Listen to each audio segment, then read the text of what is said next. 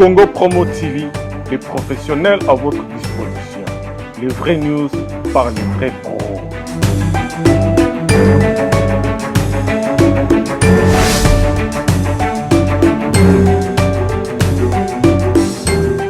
Bandeko balandi ya émission Toyeba Bango avec les jumeaux de la presse congolaise. Les alibons ndeko Yves Pagne ndeko nomso Gino Dia Salar aujourd'hui. Okamati pour moni Yves Pagne za yemoko, donc je crois bien et ezali tozalina ndeko nanga Gino de Caire toujours na moté meska moko parce que na yende pe tozalana na suite émission. Alors lelo tozali toujours tout continuer de suite et fin. Il y a makambo tali ba peni et puis tali makambo ya hémorroïde na maman na biso, donc babi maman ya mibali maman Israël la joie. Donc merci na Charlie Kang mobile ya Pembe na ba image kitoko et na bosanité notre boss le giga boss ya Pembe Rafungindu Jobumba là monsieur Lenoir Jobu le pe qui roule. Alors tozali na trois sorties à sexe. Il y a les bosses zali sexe zali vivant, il y a mis balé zali sexe malade, il y a mis ça de sexe mort. Alors tout ça la mossa il nzambe, tout ça la maman et mal mi bali yemoko a ba ko expliquer biso et pourquoi sexe vivant, pourquoi sexe malade et sexe mort. Donc bonjour maman Israël la joie. Merci beaucoup Congo Promo. Voilà, bandeko bazo un peu partout, bandeko ba surtout que bandeko so mi bali ndeko na biso Thierry Kalanda. Donc azo tala biso Boniface Alingi Aeba, tout moni trois sortes il y a Peni Eza Awa, Peni vivant, mort et puis malade. Alors, il faut expliquer, voilà, Nzambe, na moko ou surtout, il y a Peni Ezali Awa. Merci beaucoup Congo Promo. Tozana sexe moko vivant ou ezali sexe numéro 1 ou ezali komona. Eza sexe moko vivant, eza na taille nango. OK, yango yo. Ezali OK, excusez-moi. Oui, ezali sexe moko vivant. Et puis eza maladité, ezali sexe moko vivant et puis eza en bonne santé. Ezo fonctionner très bien, fonctionnement nango ezali bien. Na tongo ezo telema normal et puis ce qui est outi ko ça la rapport sexuel et côté les malisusu et ko zwa tamingité pour telema. Ou comment on telemi lisusu parce que eza sexe moko en vie, ou comment na ke état nango ezali bien, ba muscle nango nyonso eza en vie, eza na ba misisa ekangama te. Ezali sexe vivant donc ezobeta baku nango normal donc moto azana sexe vivant ako sala rapport sexuel moko meilleur ako beta baku ebele et puis sexe naye ekozala toujours en vie. Maintenant sexe malade. Bon, sexe malade ezali sexe oyo eza sexe moko vivant mais malade. Eza sexe moko eza ko telema mais ezo telema penza na force à makasité ezo beta seulement un coup. Ezo beta un coup na tango rapport sexuel ezo beta kaka un coup mais eko beta bakum ebelete. Donc ezo beta seulement un coup et deuxième coup difficile. Mususu nango ezo beta seulement un coup, deuxième coup ezate. Mususu nango ezobeta même pas un coup. Tangu ya koti kaka mbala moko elembi. Soki kaka koti bo elembi. Donc eza sexe moko malade. Eza na ba problème ebele na kati nzoto ya mwana mobali oyo ekomisi sexe oyo malade. Je crois que une émission oyo elekaki to expliquer ki makambo oyo e rend sexe malade, ezali ba maladie ebele et puis eza pe na ba nourriture mususu non contrôlée, ezali pe na ba maya malili makasi, ba fufu ya malili, ba pilipili le kandelo donc pilipili o ezali nuisible donc o eza ko nuire nzoto mobimba mutu aliaka pima to na pekisaka pima te kasi pima liango normalement ndenge congolais nyonso aliaka pima na fufu tozomona batu mususu azozwa pima azotongola ngo azozwa pima aza koliango na ndenge ya mabe azozwa batangawisa aza kotongola azozwa batangawisa azomela alors eza ba aliment moko nuisible o ezali ko ya ko nuire sexe oyo ya mwana mobali et comme sexe moko faible ezobeta kaka un coup ezobeta seulement un coup wane o ezali sexe malade. Maintenant sexe mort. Bon, sexe mort eza sexe moko ezalaka en vie et puis ekomaki malade ezwaki entretien te ezwaki traitement te alors ekomi mort ezali incapable ya kosala rapport sexuel eza vraiment incapable parce que ezotelema lisusu te ekomi mort soko tali okomona ke misisa nango eza lisusu invité esi ekangami nyonso eloko nyonso ya zolia ekosuka kaka na ba partie mususu ya nzoto me na sexe ezokoma parce que ba veine nyonso sexe eza déjà bouché, alors sexe wana ekomi déjà mort. Eza mort, eza na batu mususu babotami nango mort. Donc négligence à ba parents ndenge na mesana koloba ke mwana mobali aza mutu moko ba négligaka ete mutu azali ko négliger mwana mobali aza ko négliger famille parce que ndenge lelo batu bakoma ebele na mokili eza pona mwana mobali. Pour ce qui Adam azalaka impuissant batu balinga ko bota mana kacha mokili ote et puis ba garçon wana nyonso so bazaki ba impuissant en tout cas batu bakoka ko bota mate puis basi balinga batula basi bakobala te bakotula à cause ya impuissance sexuelle. Alors ezana mutu mususu abota makina impuissance sexuelle, ezana mutu mususu négligence kaka to azako contrôler balima na yete, azali ko contrôler organisme te, azako contrôler nzoto na yete, alors sexe na ye ezaki malade et puis eyaki kokufa. Alors nayebisaki bino ke bato yo tang mususu zo bela pamba ba souci ba makanisi ebele ba estomac ba émotion ba hémorroïde ba maladie mususu ezali ko boma sexe. Alors na tang mwana mobali azana ba maladie ndenge wana aza ko négliger en tout cas akoma kana niveau oyo ya sexe mort wana to benga ngo sexe moko impuissant eza tana force te et koki ko sala rapport sexuel te. Voilà, merci maman Israël la joie. Donc je pense que bandeko bozo landa biso ndeko na biso moko atindaki biso to tuna yo mutuna ndeko zaina voama ZMV donc alobaki to tuna maman Israël la joie, est-ce que mutazali na sexe numéro 3 donc sexe mort, est-ce que ariko koma peut directement na sexe vivant ou ezali bongo sexe normal? Bon, mutazali na sexe mort, sexe na yeko koma vivant soki ngai biso ba sexologue to pesi ba vivifiant. Et puis na yebisaki ke ba docteur ya poto nazo expliquer bino ke ngai ndeko na bino Israël agent na sali découverte moko ya munene na Congo oyo bandeko na bino mingi baza ko bénéficier nango. Na yebisaki bino ke biso ba congolais excusez-moi ba congolais il faut travailler en collaboration. Parce que l'union fait la force. Nazalaka mama oyo na fongoela bino motema parce que tango mutu azo vivre na mokili avivaka éternellement te. Il faut qu'il ne pas nzambe. Alors musala munene oyo nzamba pesi biso ba congolais, il faut etika la libela na libela seko na seko de génération en génération. Na ba découverte onga na sali na sina trouvaki vivifiant moko munene oyo tango yo zali na impuissance sexuelle ozali komela ba vivifiant wana et puis na ba massage moko ya bien ya veine o ba kosala yo sexe ekozonga en vie même ceux qui obotamaki nango ndenge wana. Et puis tozo remarquer que sexe vivant et comme akape muke mukuse tangu yo mwana mobali ozo contrôler ngo malamu te.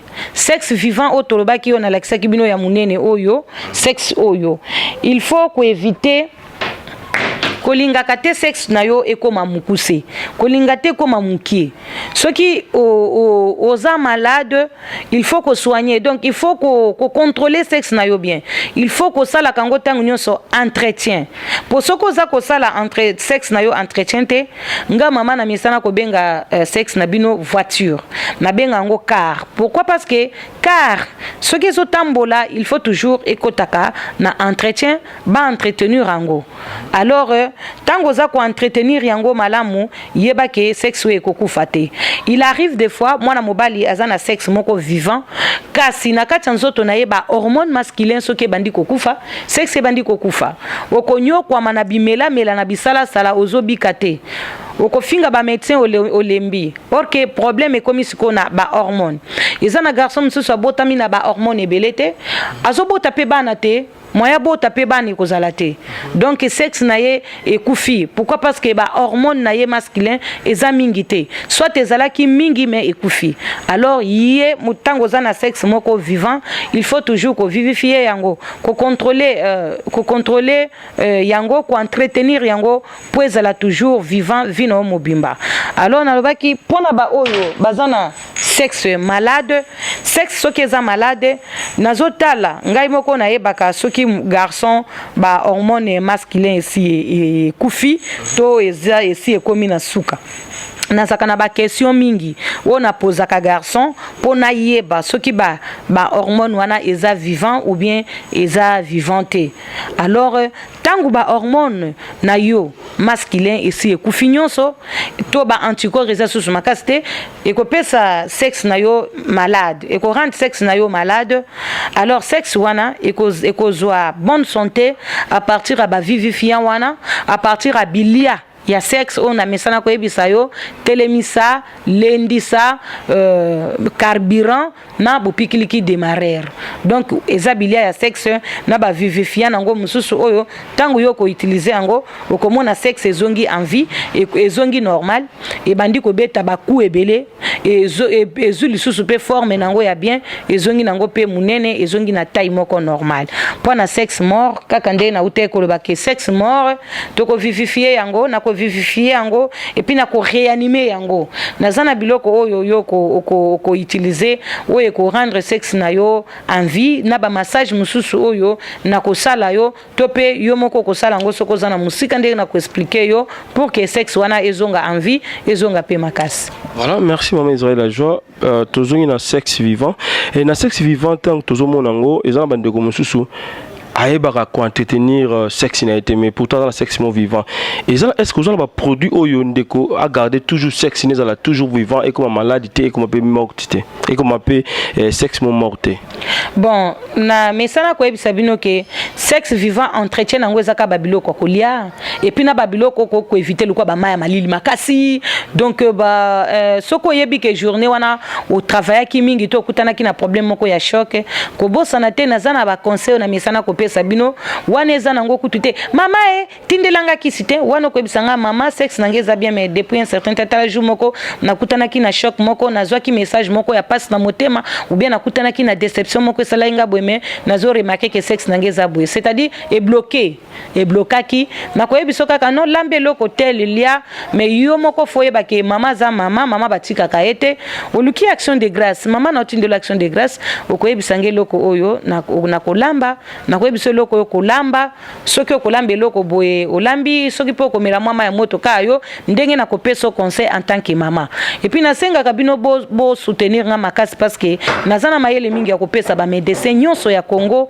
parce que il faut to soigner bana na biso ya mibali boza ebele tozomona pe ezana batu mingi akomi déjà mubange mais azana problème makasi ya sexe or que mutu akufa na sexe ya kokufa te donc mutu akufa na sexe moko morte mutu faut à vieillir na sexe na ye normal ndenge zala. Voilà, merci maman Israël la joie. Alors tout à l'heure na Penny Otolobaki Penny malade. Alors ndeko la Penny malade peut-être Olobaki a comme la deux trois côtés.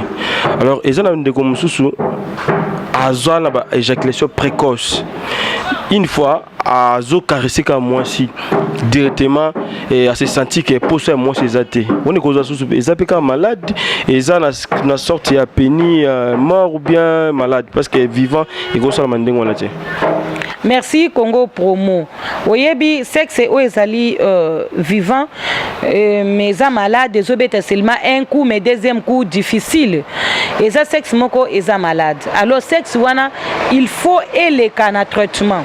En tout cas, il faut et les kawapi na traitement, il faut un traitement et qu'on traitement et puis qu'on soit conseil mingi, conseil ebele oyo ngai na mesana ko pesa na mwana mobali na maelo nzamba pesanga tala omoni sexe wana ebongi na sport nango parce que sexe ndenge nzamba salango eza na sport nango pe salaka omoni biso banzoto na biso batunde tozaka boye muto mesana ko sala sport les années aza mutu moko azwaka ba problème azwaka ba choc ebele na kati nzoto alors sport ya sexe ezali pe très important na mutu oyo azana sexe moko vivant to azana sexe moko malade oyo auti kozwa traitement c'est très important pour ndenge na uta koloba il faut ko soigner yango et puis ko yeba pe ko entretenir yango parce que ezalo ko la voiture ndenge na mesana ko ba voiture il faut ezana biloko nyonso na kati na yango démarrer nango faut ezala bien voiture ezana na biloko ebele na kati et puis il faut ko tia kango carburant donc ngana sina prévenir prévenir biloko nyonso tout pour na sexe ou eza malade pe pour na sexe ou ezali vivant na sexe ou ezali mort. Donc réparation ya réparation nango il faut salama, il faut réparation salama. Voilà, il faut réparation salama. Alors maman tout qui peut mutuna par rapport ya ba ndeko na biso ou bazara na ba éjaculation précoce. Est-ce que solution na bango pesalia pa maman Israël la joie? Merci beaucoup Congo pour moyebi ndengo lobaki nanga limbisanga na bosana ki pona bato wana éjaculation précoce sono bazaka tangu ya koti mbala moko éjaculé ngai na remarqué que ezali pota na cerveau ya mutu yo moko yebi ba problème nini okutai nango na vie yo moko yebi ba maladie nini nyokola yo ba mukongo pasi ba mupasi ba mibe ba diarrhée ba tamusu ba mutu pasi ba articulation pasi na makanisi na yo esali ke ozoka na cerveau bongo pota wana ye na mukongo tina libumu okomi na éjaculation précoce azaka tetu mais na bolingo nyonso ya nzambe asalanga ngolu ya ko soigner yango na facilité na ko soigner yo éjaculation précoce wana na facilité okozala guéri. Voilà, merci maman. Alors pour les camopétali bande konabiso net de konabiso les génies fibre optique Pinos Kabou Yalobaki mingi na bagarso iska ya zali kuna soka koti tour liboso premier tour directement dans azo vexé et puis malamoko mkongozo kata no sentir ondie ba auto bete film mais auto sala maramba kitoko et wana cause problème ni maman. Bon, wana eza kaka problème ya ba hémorroïdes, eza problème ya articulation pe na benga eza donc ndeka ande na uti koloba. Zoto ya mwana mobali soki eza bien entretenu et que misisa nyonso ya partout ezo fonctionner normalement en tout cas aux ana problème à sexte omoni mukongo wana ye moko ndenga za wana ayebike ayebi misala salaka azana ba misala na ye ya makasi peut-être atambolaka pe mingi na makolo to pa tambolaka pe mingi na mutuka peut-être atelemaka mingi peut-être aza kolia biloko moko boye ezali malamu te pona nzoto na ye mukongo ezokaki mingi penza to remaka kezaka hémorroïde mukongo wana soki aussi au soigner yango elendi en tout cas oko sala ba rapport sexuel moko normal parce que ba organe nyonso ya mukongo ba organe masculin soki ezali déjà eza ko bouger eza ko zo problème moko oyo ozotika ngo eumela ekomisaka muto na niveau ya koyoka mukongo pasi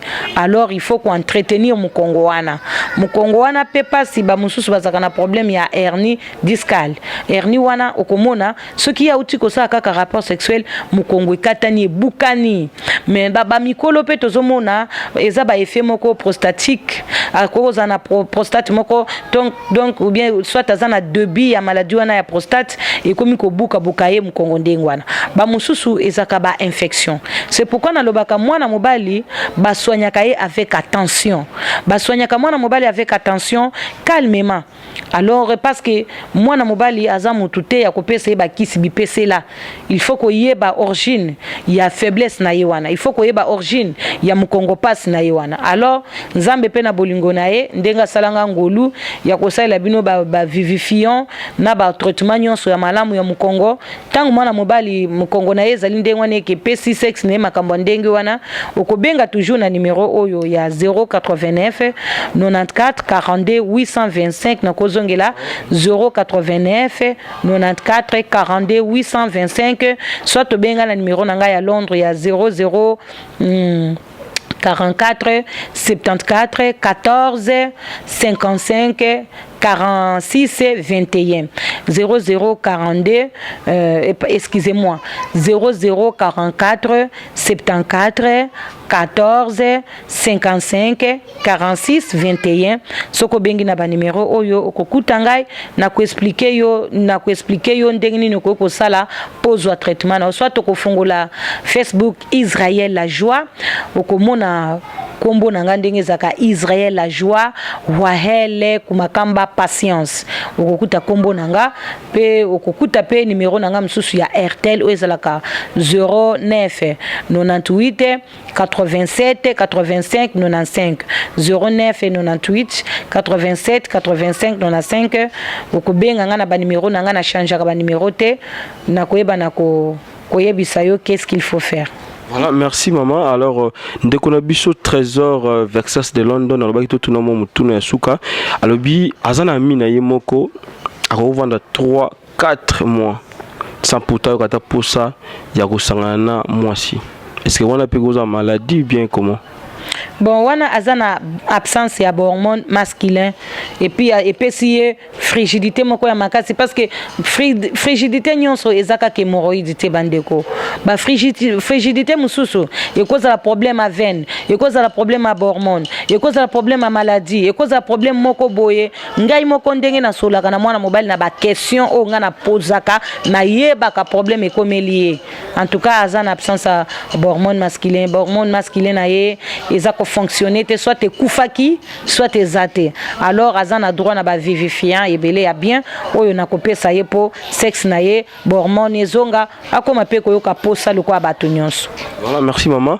Alors bandeko ya Afrique ici ba mitungisa maki mingi comment mari koza ba produit ya maman o nyonso tu ezali apona 3 sorties ya ba peni to pesibino bandeko ya Afrique ici de ko bisa bango nini bazotala yo un peu partout par rapport ya ba ka ya ba peni na bango. Merci pour Nabino bandeko ya Afrique du Sud bozolandanga boyebi mama Israël la joie mama patience soko za mwana mwasi moko za pasteur osambelaka koki ko benga ngai po osunga batu po musala o ebonka na basali ya Nzambe po soki nga nazaki musali ya Nzambe te na ba message nga nazozo ya babolingo na telefone nga naza mama na bino naza mama Nzamba tinda ngai po na bongisaka bino e no po na saka na bino ba rapport sexuel c'est pas bien na ko senga na ba garçon nyonso posa gentil nanga naza mama o Nzamba tindel bino po na bongisa bino ba message ya babolingo je t'aime beaucoup tu vois tu parles très bien non naza bongote naza mama soko obenga nga po na prier po na ona ba problème ozanango e koza la bénédiction mingi po na yo na kosenga na bana Afrique du Sud soko banga kapenza Nzambo za mwasi to mobali okobenga nga to travailler en collaboration po sunga batukuna Nzambe akopambola yo alors soki omoni ke nan tozumu tute nganga kana ba numéro oyo eza na nini na yo na internet oyo ozomona pona uti koloba okozwanga na kosala tout na otindela yo ba produit na yo.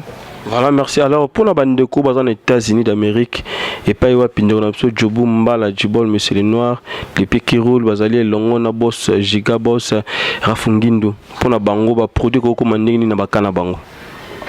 Bazana mboka nini bon ban États-Unis ba produit zoko melabino calmement sans problème soko salka western na yo yeba ke yo kozwa produit na yo sans problème de na baki identité nanga ils na Facebook nanga Israël la joie. Voilà, alors ban ya Océanie et pas wapi et na Asie ba ko kuta ndenge pas wapi ndeko na évangéliste Hervé Loma Kongan Koyazali et na ndeko na Semi Sambale et puis Valère Alume bango ba produit kuna Asie ba ko zwa ndenge nini. Bon na Asie bozo ba produit na bino sans problème ndeka na ibisibino à partir ba contact ko na pesibino wana bozo ba produit na bino na monde entier nazana besoin ya mutu moko sérieux oyo akosunga batu to ko travailler en collaboration soko zali médecin ou bien oza médecin te ko lobananga non na ko aider yo tinda kaka bakoli batu yo moko ko expliquer bango ndenge ya ko utiliser mais na Londres déjà boyebi numéro na biso à Londres ezawana bozana bino à l'aise mokil mobimba bozana facilité à kozwa produit na bino sans problème. Merci maman. Alors nous sommes vraiment pratiquement à la fin de votre émission Toba Bango. Alors maman liloba na bana nyon surtout bazotala bana mibali nyon surtout parce que yoza maman mibali robisa bango nini comment opesa maman conseil comment ba ko entretenir ba peni na bango comment ba ko garder comment ba ko sunga et ba obaza ba problème ni ko pesa bango comme conseil par rapport ya ba peni na bango. Bon, conseil na kopesa yo zakaka soki sexe eza malade ko benga nga mama naza wana na disposition na pona ko soigner, mais conseil na kopesa zakaka ke mwana mobali faut quand même omelaka mai ba mai ya mali l'air nyonso eza malamu te soko beli omoni ke nzoto beli kutana médecin, c'est très important nzoto ezala toujours en bon état parce que il faut sexe na yo wana e umela na mokili parce que sexe na yo ezali très important eza eloko moko ya munene oyo nzamba sala kyo nango po batu babotama na mokili pe basi babala basi batula te. En tout cas conseil na kopesa yango wana oza mwana mobali liaka pe ba légumes oza mwana mobali salaka pe melaka pe ba jus, c'est très important. Mais ceux qui sexe eza malade il faut ko benganga naza na disposition na bino pona ko soigner bino, c'est très important. Merci à toi Christelle Blanchot, la grande dame Abiba Corpulence. Merci à toi aussi ma chère Olga Flash Éclaireur, na Genève, na Suisse, na Bossanité, Charlie Karamobala Pembe Junior Diasso, Congo Promo toujours.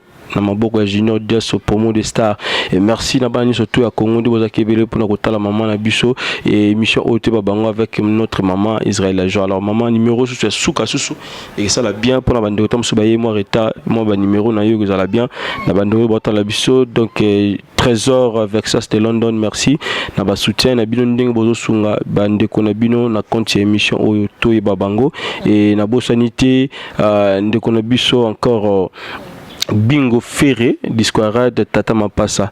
Merci maman Israël la joie numéro et ça la bien et puis mambo te na batwata. Merci Nazo remercier Bino Congo Promo parce que Nazo appelle hein, Nazo appelle la poto. Alors Nazo rappeler le sous numéro est 089 94 42 825 089 94 42 825 soit robenga na 09 98 87 85 95 09 98 87 85 95. Soko moninga na site mususu yeba kezanga ite. Soko koko monanga na Congo Promo soit ko monanga na avis du public. Nazaka na deux sites wana et puis ceux qui ba solliciter kinga ite bolinga pe bomo nanga ite pona yeba na makambo na ti. Nazaka docteur à Kinshasa, centre nanga kombo nango centre Tonganzoto nde hôpital nanga eza ba commune nyonso mais ngai mingi mi ba monanga ka ana Bandal Molare avenue Batete la numéro 22 nzamba pambola bino parce que kala ba site sala nga ba aventure ebele ba bimiseli bango ba numéro mususu yanga ite ba se ba aventure mais Congo Promo nzambe apambola bino makasi parce que nazui bapele à bato. Faut pas ça merci na Raf Ngindo mokonza Pembe le Gigaboss. Nzamba pambola bino makasi pambola mingi. Merci maman Israël. Donc on se retrouve prochainement avec un nouveau numéro. Bye.